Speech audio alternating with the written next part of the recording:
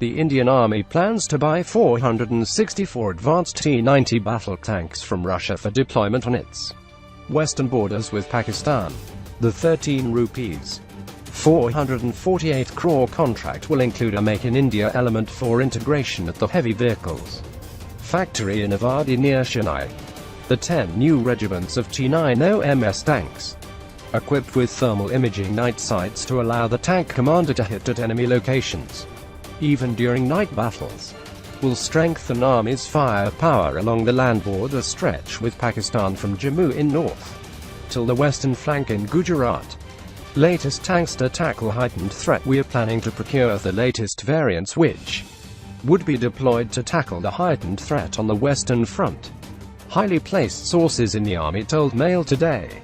Modalities of the proposal have been cleared by the Army at the top level and would be soon placed for approval before Defence Minister Manohar Parrikar-led Defence Acquisition Council.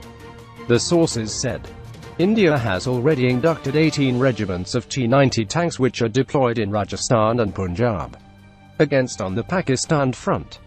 However, the Indian Army's 4,000-strong tank fleet has been battling with night blindness in the past, and these new tanks would help in doing away with that, the sources said.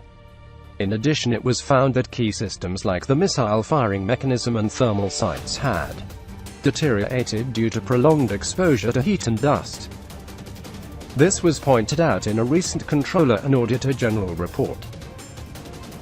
The Defense Ministry has decided to sort out the issues in addition to the radiators, as the locally produced equipment was creating problems in field operations, the sources said. The T-90 tanks. The T-90 has emerged as the main battle tank of the Indian Army and is replacing the older variants of T-72 and T-55 tanks in the force. India has about 850 T-90 tanks currently and plans to induct 1,657 by the year 2020. The target of almost doubling the fleet in next 3 to 4 years seems a difficult task because the procurements were stuck due to issues related to escalating cost and local production. The tanks are considered to be most advanced in the Indian inventory as they are equipped with sophisticated state-of-the-art systems being produced in the country, but they did not have air conditioners. The Army initiated the process to buy ACs to be fitted in the tanks to meet the challenges on the Western Front. The government also recently cleared acquisition of missiles and ammunition for these tanks under the fast-track acquisition process. India going back to Russia. India's defense ties with Russia have been more than 60 years old, and New Delhi was heavily dependent on Moscow for military hardware, as it provided over 70% supplies to the forces. In recent years, the American and European sources have moved in to replace Russian equipment, but the ties were rekindled recently.